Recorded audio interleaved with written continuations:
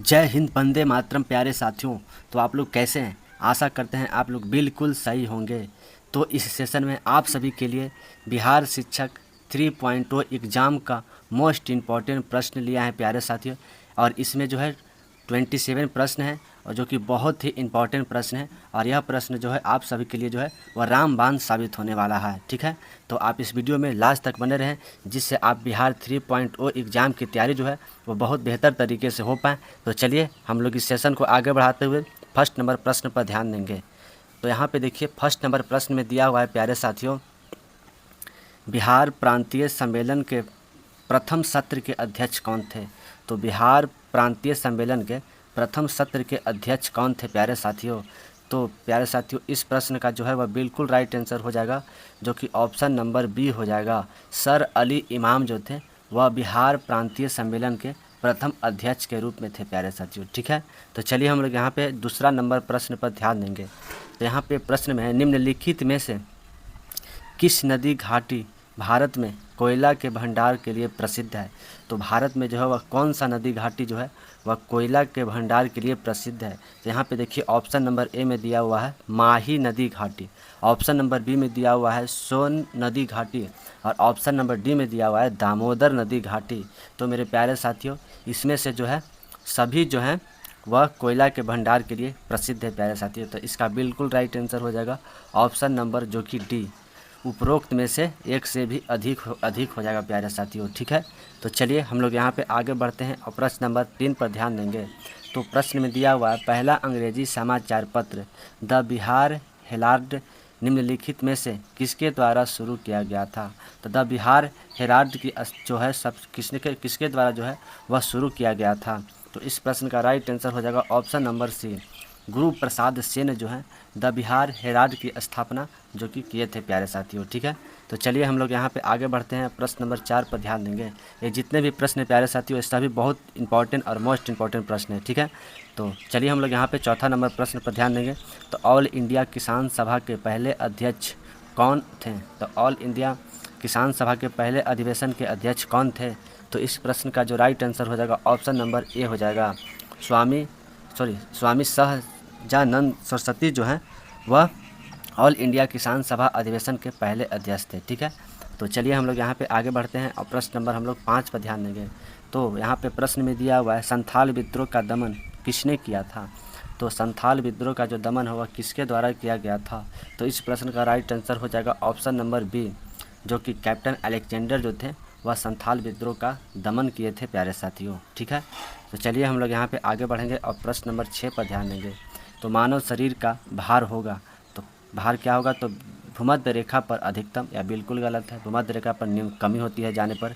ठीक है, यहाँ पे देखिए ध्रुवों पर अधिकतम, ये सही हो जाएगा, जो कि जो मानव शरीर का भार है वह ध्रुव की ओर जाने से जो है अधिकतम होता है प्यारे साथियों। ठीक है, पृथ्वी के सतह पर हर जगह समान ऐसा हो ही नहीं सकता है, ध्रुव पर कुछ और रहता है, भूमध्य रेखा पर कुछ और रहेगा, और इनमें से कोई नहीं। तो इस प्रश्न का बिल्कुल राइट आंसर हो जाएगा ऑप्शन नंबर जो कि बी, जो मानव शरीर का जो भार है वह ध्रुव पर अधिकतम होता है प्यारे साथियों। ठीक है, तो चलिए हम लोग यहाँ पे आगे बढ़ेंगे और प्रश्न नंबर हम लोग 7 पर ध्यान देंगे।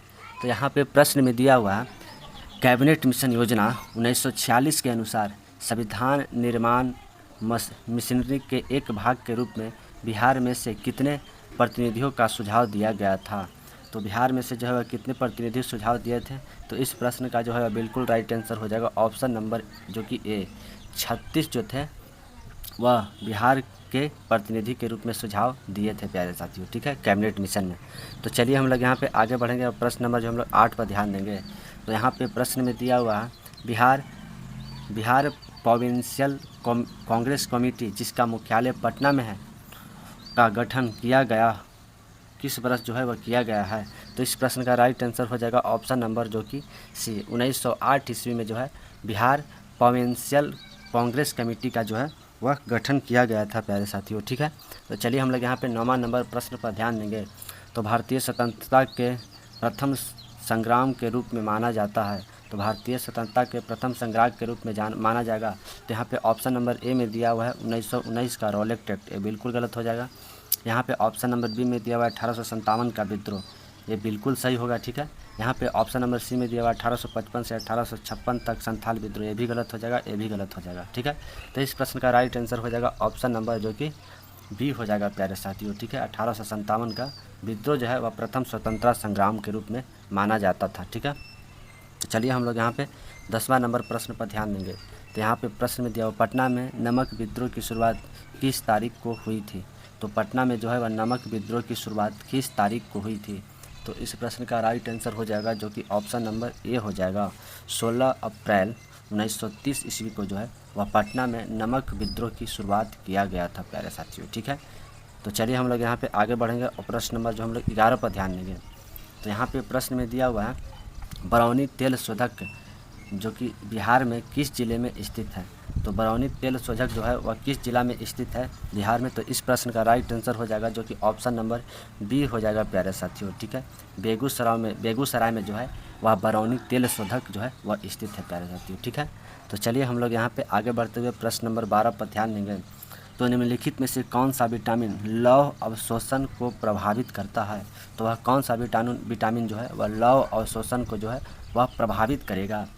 तो इस प्रश्न का राइट आंसर हो जाएगा ऑप्शन नंबर जो कि सी, विटामिन सी जो है वह लौह अवशोषण को प्रभावित करता है प्यारे साथियों। ठीक है, और विटामिन सी का रासायनिक नाम क्या है। तो एस्कॉर्बिक अम्ल जो है वह विटामिन सी का रासायनिक नाम है प्यारे साथियों। ठीक है, तो चलिए हम लोग यहाँ पे आगे बढ़ेंगे और प्रश्न नंबर हम लोग 13 पर ध्यान देंगे। तो यहाँ पे प्रश्न में दिया हुआ है अग्नि बैरियर निम्नलिखित में से किन दो देशों के बीच द्विपक्षीय अभ्यास होता है। तो अग्नि बैरियर जो है निम्नलिखित में से किन दो देशों के बीच जो है वह द्विपक्षीय अभ्यास होता है। तो इस प्रश्न का राइट आंसर हो जाएगा जो कि ऑप्शन नंबर बी हो जाएगा, भारत और सिंगापुर के बीच जो है वह अग्नि बैरियर जो द्विपक्षीय अभ्यास होता है प्यारे साथियों। ठीक है, यहाँ पे देखिए भारत और श्रीलंका दिया हुआ है, तो इनके बीच जो है वह मित्र होता है, मित्र शक्ति अभ्यास जो है, मित्र शक्ति अभ्यास किसके बीच होता है। तो भारत और श्रीलंका के बीच होता है प्यारे साथियों। ठीक है, तो चलिए हम लोग यहाँ पे 14 नंबर प्रश्न पर ध्यान देंगे। तो जीवाश्मों के आधार पर मानव का उत्पत्ति केंद्र कौन सा है। तो जीवाश्मों के आधार पर जो है मानव का उत्पत्ति केंद्र कौन सा।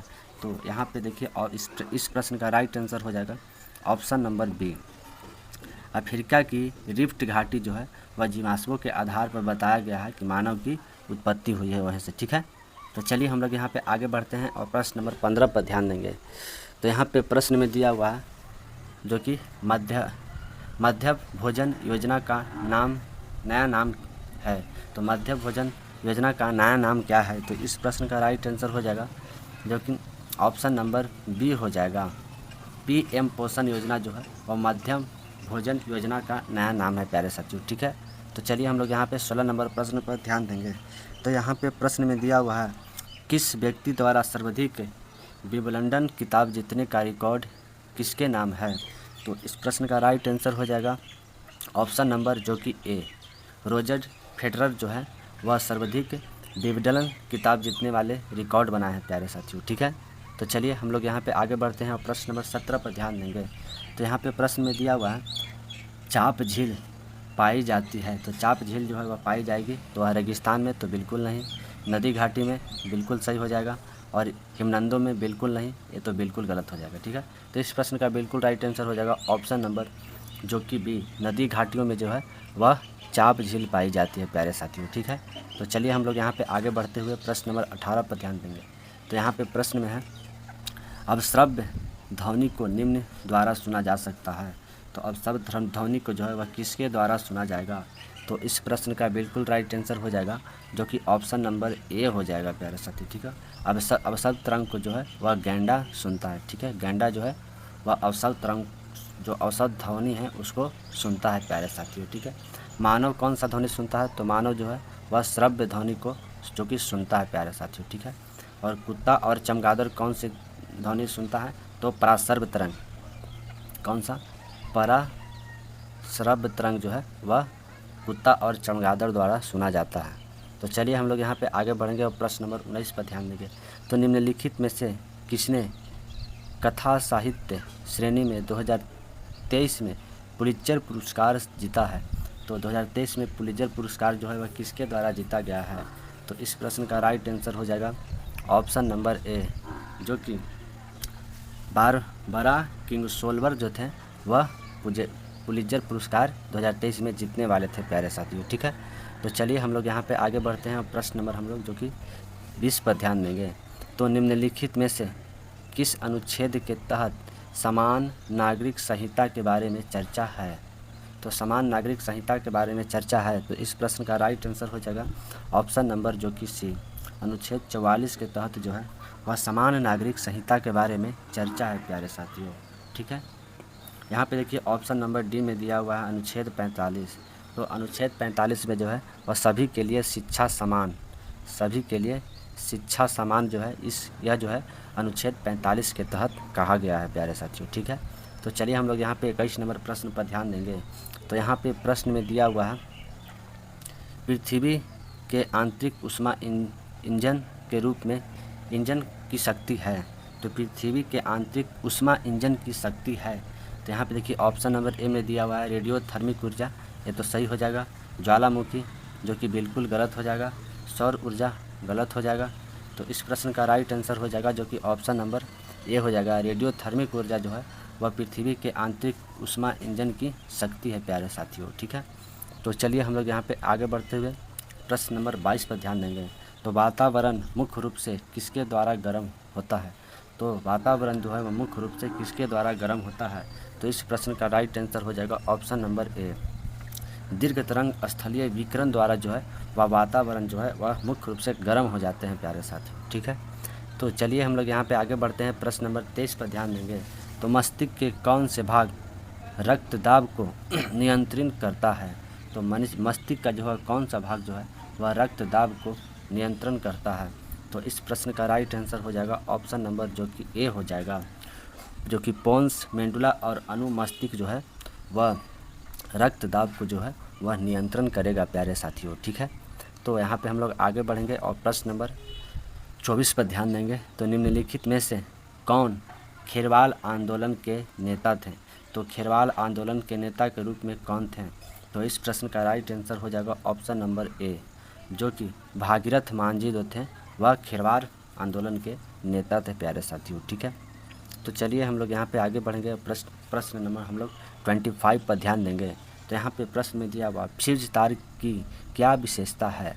तो फ्यूज तार की जो है वह क्या विशेषता है? तो यहाँ पे ऑप्शन नंबर ए में दिया हुआ उच्च प्रतिरोध निम्न गलनांक, ऑप्शन नंबर बी में दिया हुआ उच्च प्रतिरोध उच्च गलनांक। ठीक है, यहाँ पे ऑप्शन नंबर सी में दिया हुआ निम्न प्रतिरोध निम्न गलनांक, और ऑप्शन नंबर जो कि डी हो जाएगा। यहाँ पे डी में दिया हुआ है उपरोक्त में से कोई नहीं, और ऑप्शन नंबर ई में दिया हुआ उपरोक्त में से एक से अधिक। तो इस प्रश्न का जो है वह बिल्कुल राइट आंसर हो जाएगा ऑप्शन नंबर ए, जो कि उच्च प्रतिरोध निम्न गलनांक जो कि फ्यूज का तार के में प्रयोग किया जाता है प्यारे साथियों। ठीक है, तो चलिए हम लोग यहाँ पे आगे बढ़ते हैं और प्रश्न नंबर हम लोग जो है वह 26 पर ध्यान देंगे। ठीक है, तो यहाँ पे प्रश्न में दिया हुआ है नुआखाई मुख्य रूप से निम्नलिखित में से किस राज्य के लोगों द्वारा मनाया जाने वाला कृषि उत्सव है? तो नुआखाई जो है वह किस राज्य में कृषि उत्सव के रूप में मनाया जाता है? तो यहाँ पे देखिए इस प्रश्न का जो है वह बिल्कुल राइट आंसर हो जाएगा ऑप्शन नंबर जो कि बी, उड़ीसा में जो है वह नुआखाई जो है वह मुख्य रूप से कृषि उत्सव के रूप में मनाया जाता है प्यारे साथियों। ठीक है, तो यहाँ पे देखिए नागालैंड दिया हुआ है। तो नागालैंड में कौन सा उत्सव मनाया जाता है? तो हॉर्नबिल जो फेस्टिवल जो है वह नागालैंड में मनाया जाता है प्यारे साथियों। ठीक है, तो चलिए हम लोग यहाँ पे अंतिम प्रश्न 27वां नंबर प्रश्न पर हम लोग ध्यान देंगे। तो खजुराहो के मंदिरों का निर्माण किस राजवंशों के दौरान हुआ था? तो खजुराहो के मंदिर का जो निर्माण है वह किस राजवंशों के दौरान जो है वह बनाया गया था? तो इस प्रश्न का राइट आंसर हो जाएगा ऑप्शन नंबर जो कि डी हो जाएगा, चंदेल राजवंशों के द्वारा जो है वह खजुराहो के मंदिर का निर्माण कराया गया था प्यारे साथियों। ठीक है, तो आप लोगों को यह सेशन कैसा लगा? अगर पसंद आया तो आप लोग लाइक शेयर करना तो बिल्कुल मत भूलें। अगर आप लोग चैनल पर नए हैं तो आप लोग चैनल को ज़रूर से ज़रूर सब्सक्राइब कर ले प्यारे साथियों। तो जय हिंद, नमस्कार।